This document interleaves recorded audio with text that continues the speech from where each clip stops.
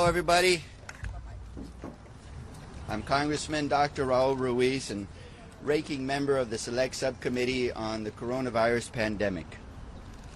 When I joined the Select Subcommittee as ranking member last year, I stood ready to take a serious, objective look at our government's response to the COVID-19 pandemic.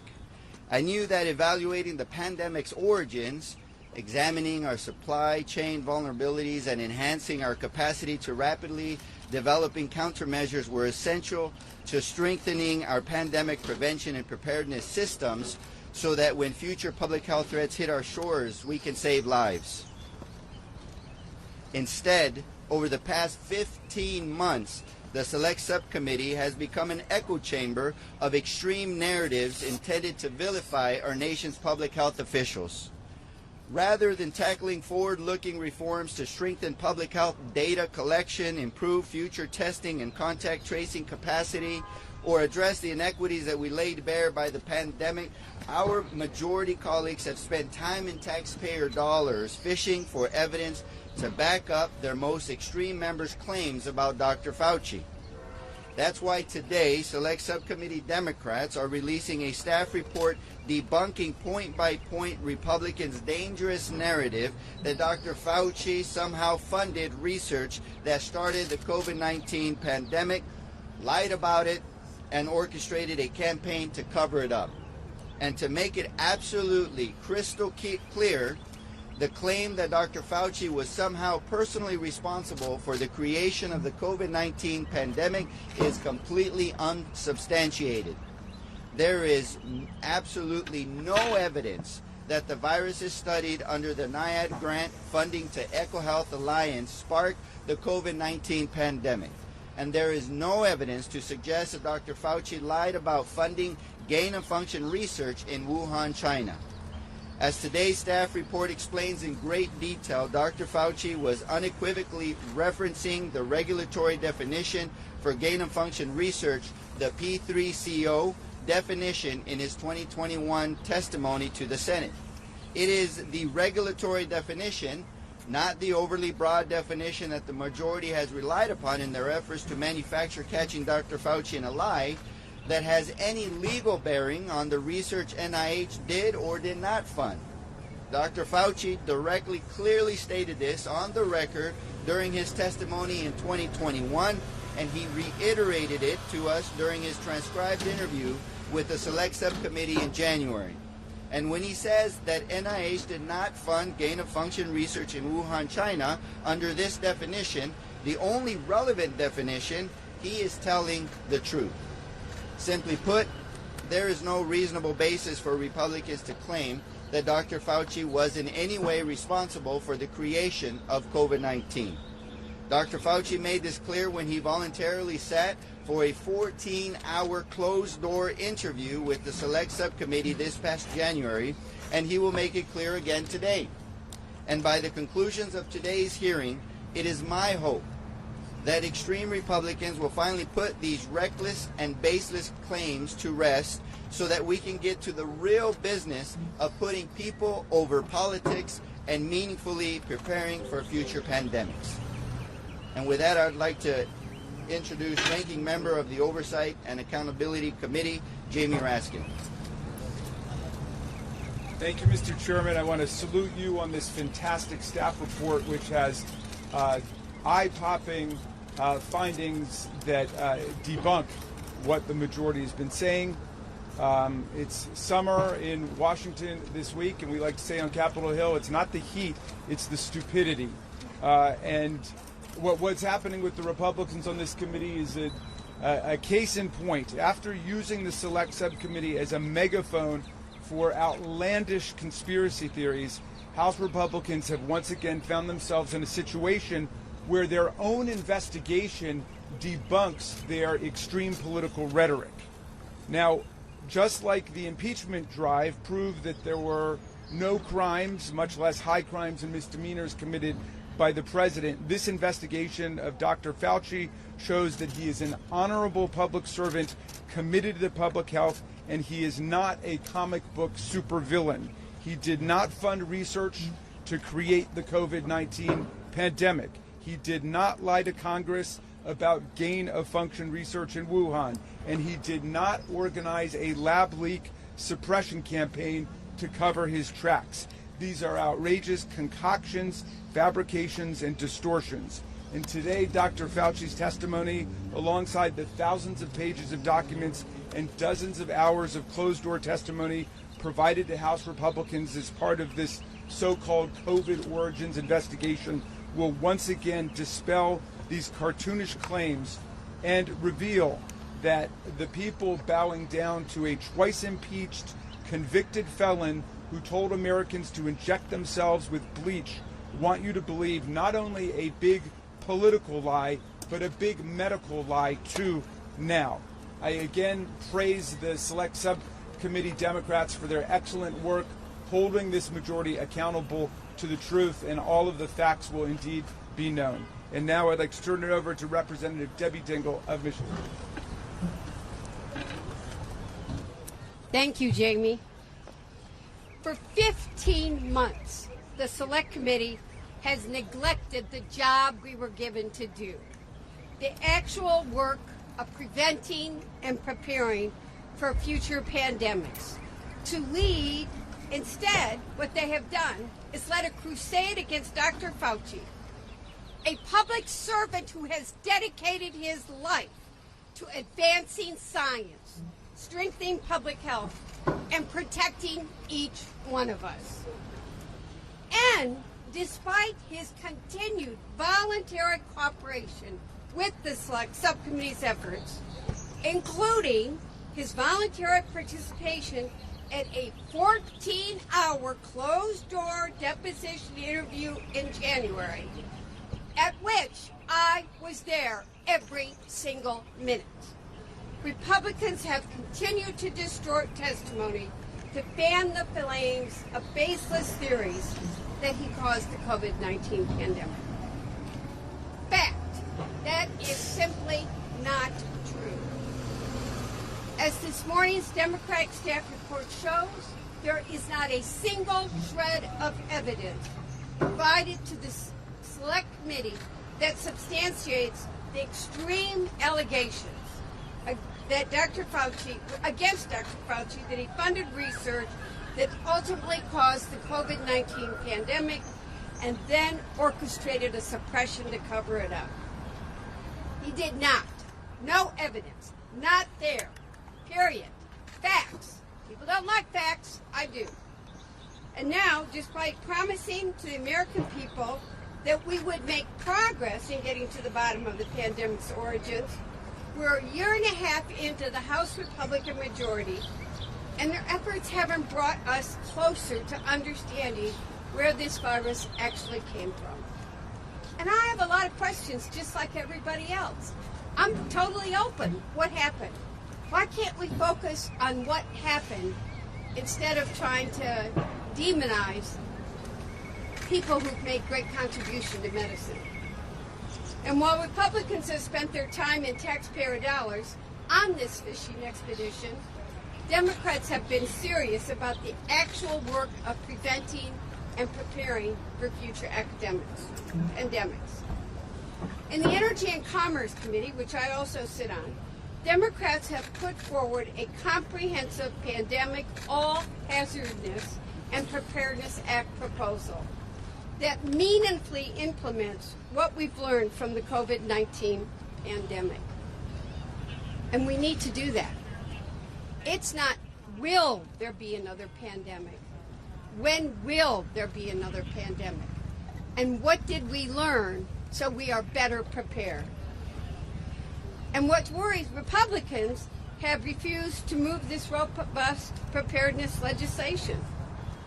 Last month, President Biden's Office of Science and Technology Policy at the White House released strengthened guidelines for research involving pathogens with pandemic potential, striking a thoughtful balance between the importance of safety, which we all want. We know we've got to tighten up standards for research in these labs, and continued scientific progress. You know what worries me the most? Is the lack of public trust in public health. My own state, people aren't getting measles vaccines. People aren't getting vaccines for diseases that were almost eradicated, and they're coming back. We need to be working together.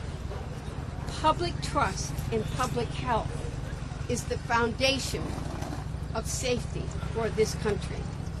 Political games is destroying that public trust. And as we look to the rest of the Congress, Democrats in the Select Subcommittee and across the caucus will continue to demonstrate the commitment to putting people over politics. Because the best thing we can do is actually make progress to ensure we don't have another pandemic. And I would hope that that is something that we can all agree on in both sides of the aisle. And with this, I'll pass it on to my distinguished colleague and friend, Deborah Ross of the Select Committee. Well, thank you for the powerful words from my colleagues. Today, our committee will have the opportunity to question Dr. Fauci about the steps he took to keep our country safe during the most dire public health crisis in modern American history.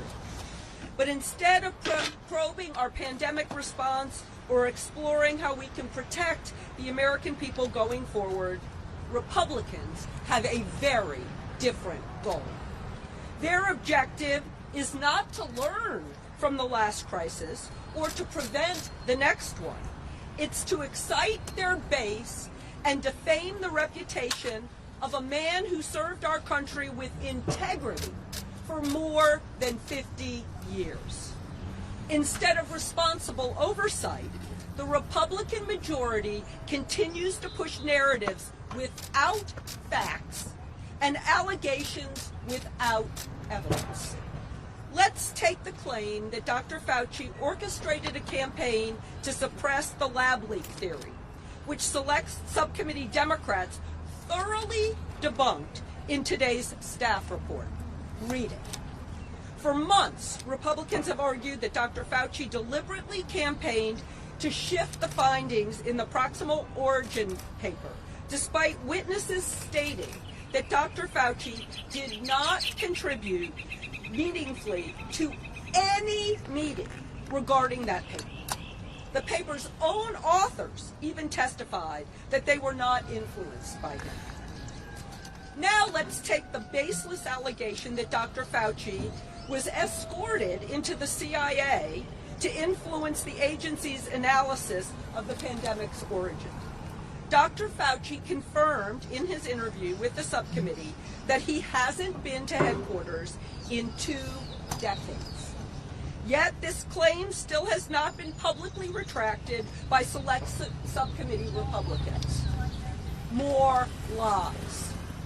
And then let's take the sad fact that Republicans persist in justifying claims from Senator Rand Paul that Dr. Fauci lied about NIAID funding gain-of-function research at Wuhan, when he and other federal scientific officials have made it abundantly clear that this allegation is completely false. As members of Congress, we have a responsibility to be honest and straightforward with the American people, especially about issues of public health and safety. Republican partisan games and dangerous misinformation are undermining confidence in science and public health. And this is driving public trust in our scientists to new lows. It's shameful. If we create false doubt about the integrity of public health researchers today, we can't expect the American people to heed their guidance tomorrow. House Democrats are committed to working in a bipartisan way to meet our public health challenges, but we need a willing partner. It's time for Republicans to stop scapegoating exemplary public servants like Dr. Fauci. It's time for Republicans to stop peddling baseless allegations and false claims that undermine science. It's time for Republicans to stop undercutting the public's faith in life-saving scientific research. Our health and the health of our loved ones are at risk under their watch. Thank you, and now I will turn it over to an outstanding member of the Select Subcommittee, Congressman Robert Garcia. Well, good morning, everyone, and I know we're going to take some questions in a minute. I'm going to pass it over back to our ranking member, but I wanted just to take us back, which I think is really important, just a couple years ago, to what actually was going on in our country. We lost over 1.3 million Americans, the single largest loss of life event in modern American history. The economy was crashing. We're facing a massive recession. Businesses were closing, schools were closed, children were having to adjust to this whole entire new environment. And at the same time, we had the President of the United States, Donald Trump, giving out oftentimes horrific and dangerous medical advice, not listening to his advisors, and taking an irresponsible approach working with cities and healthcare systems. Now, I was mayor of a community during that entire time, and I remember how horrific that moment was for all of us. It's important to remember the stakes and the ability of this committee to actually do good work. But instead of focusing on how we make healthcare systems better, on how we improve the process for the next pandemic, because there will be another pandemic, on how we actually learn and work with our school systems to improve our education process during these types of medical emergencies, we have done none of that. Now, for me personally, I take great offense to the attacks on Dr. Fauci and our medical professionals. My mom, who was a healthcare worker, died of COVID during the pandemic. My stepdad also died of COVID during the pandemic. I lost 2 parents during the COVID pandemic. They would have taken the vaccine in a second if it had been available to them before they passed away. And so the attacks on vaccines, on science, on healthcare, on Dr. Fauci are shameful. And we should all be disgusted by it. Dr. Fauci is the closest thing that we had to someone taking heroic actions and giving us good advice and moral clarity during the pandemic. This whole idea that somehow he orchestrated this pandemic, this global conspiracy, is insane. And today, the Democrats on the Select Subcommittee are going to push back on every single lie, on every single untruth, on every single attack on science and the medical community. And I want to also reemphasize what was said earlier by my colleagues. The House Republicans on this committee and former President Donald Trump are currently today causing massive harm to the country. There's less folks getting their vaccines, there's more conspiracies around science, and the attacks are not helping us prepare for the next pandemic. It's incredibly disappointing, but we're going to push back when we go into this committee. And with that, I want to turn this back over to our incredible leader of this committee and our ranking member, Dr. Raul Ruiz. Any questions?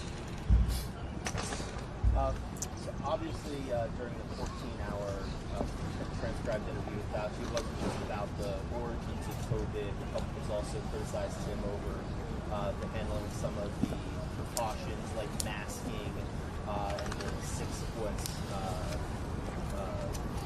social distancing.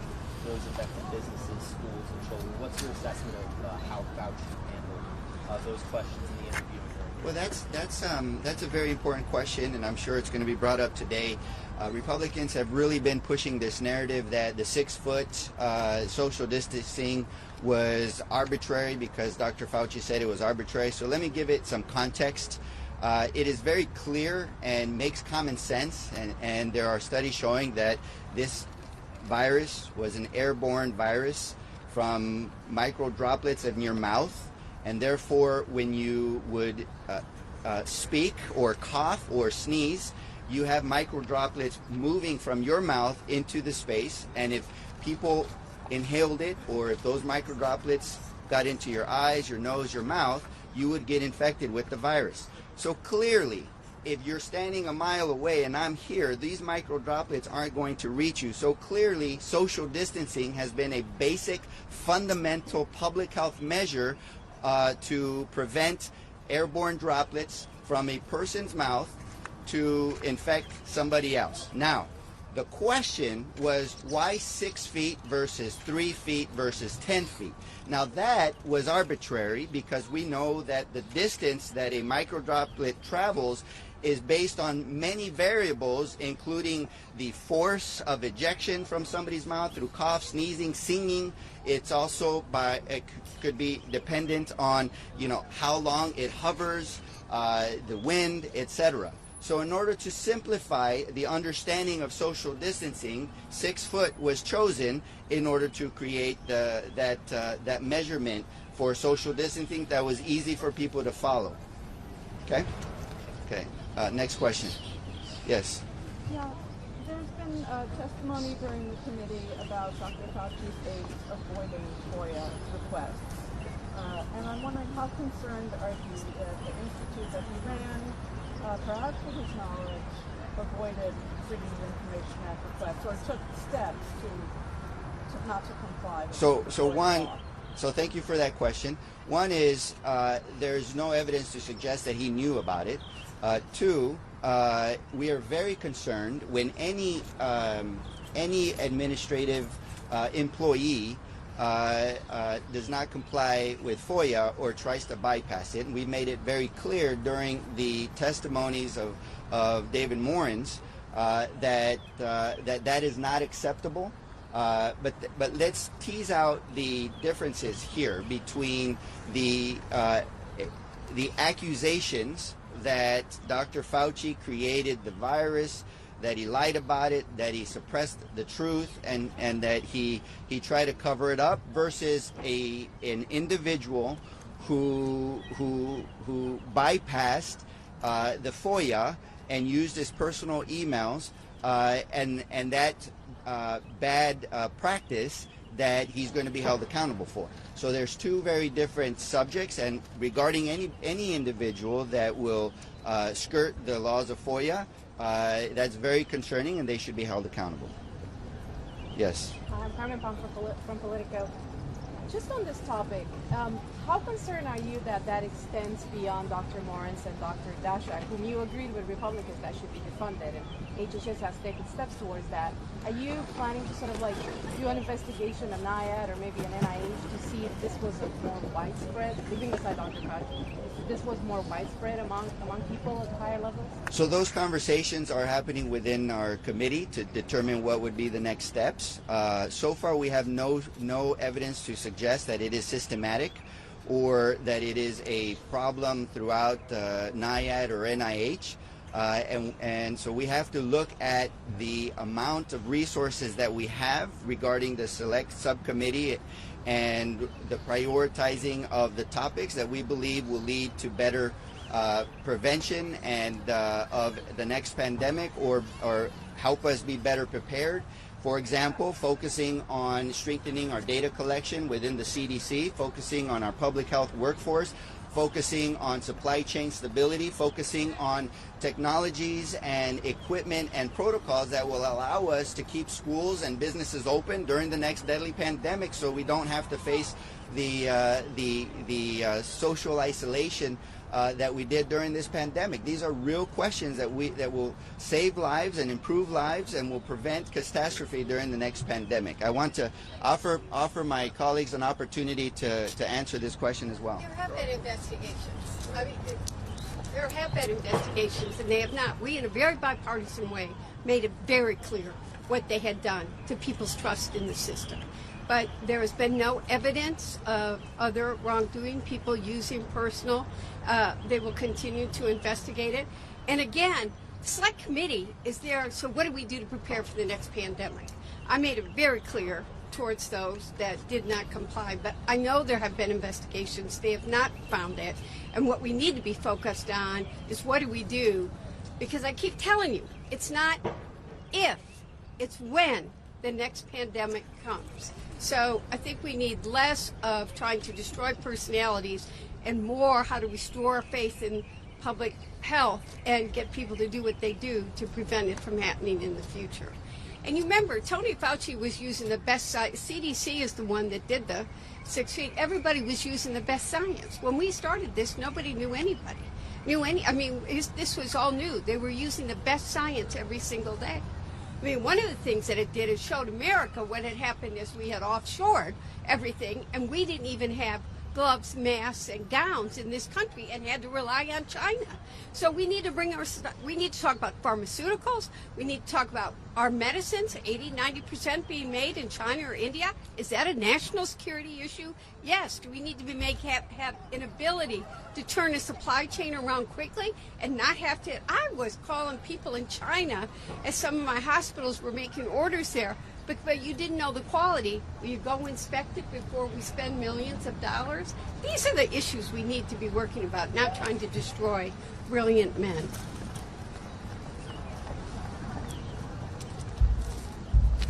Go ahead. Hey, thanks. So independent of what Republicans claim Fauci did or didn't do, what's your position on gain-of-function research? Again, aside from the veracity of those claims. Well, currently, under the and this is why it's very important, and I believe that it is the responsibility of the press to also clarify what you mean by gain-of-function research, because this has been a cause of great conspiratorial accusations that are false, regardless of the people making those accusations knowing the true definition of gain-of-function. Now, under the P3CO, it is not allowed to enhance the transmissibility or the pathogenicity of a potential pandemic pathogen, and that is defined by a pathogen that has the capacity of creating great morbidity and mortality. So that's already a that's already been settled. And Dr. Fauci and NIAID did not fund P3CO defined gain-of-function research. But just to follow up on that briefly, I mean, virologists claim that kind of research does help us prepare against the next pandemic. So, speak to that. So currently it is not allowed. Yes. What do you think needs to happen in terms of just accountability for the pandemic in general? Obviously, your definition of it might contrast from Republicans, but does somebody need to be held accountable for either pushing the Wuhan lab leak theory or some of the other actions that were taken in response to the pandemic? So let's be clear that the lab leak theory is a part of the conspiratorial accusations that we have spent 15 months preparing. The lab leak theory is a possibility. Okay, it is possible that the virus leaked from a lab in Wuhan.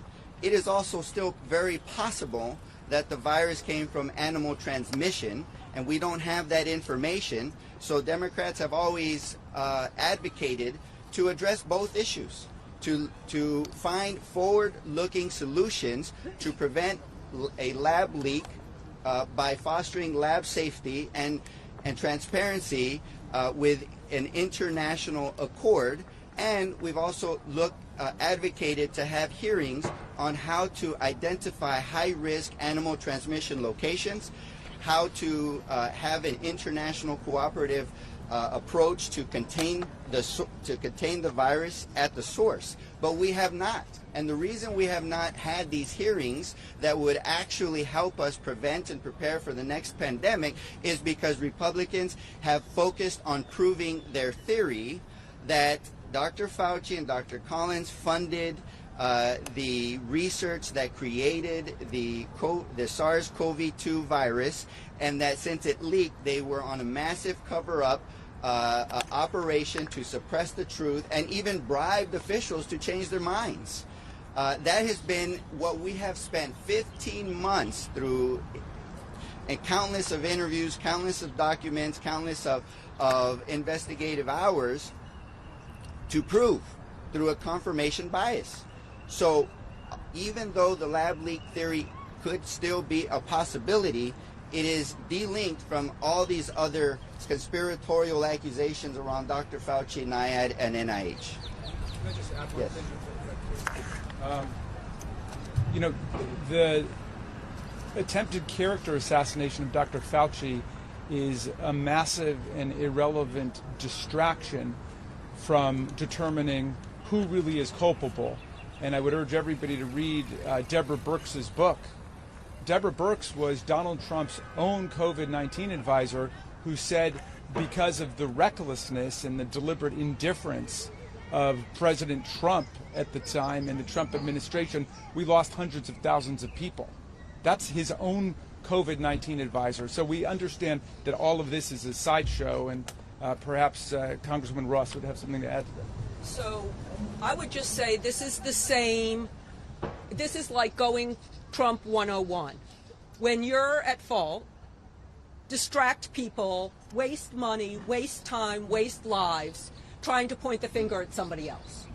And that is exactly what is going on here. We have decided we're not living with that charade. They are perpetuating a charade. Yes, we have actually found some bipartisan work and made sure that people who have abused their positions or government dollars are not going to be able to do that again and going to be held to account. But that is a minute amount of what we've been spending our time on here. My dad is a doctor. He is astounded that we are not talking about public health and how to make people safer and how to make sure all of our research is done in an appropriate way. That's what we should be doing in a bipartisan way rather than witch hunts. I think we're going to end the press conference at this point. If you have any questions, you can approach the individual members, and if they have time, they can answer those questions. Thank you very much. Pensaba ir a la oficina antes de ir porque la verdad es que no, si me das la tarjeta yo puedo iniciar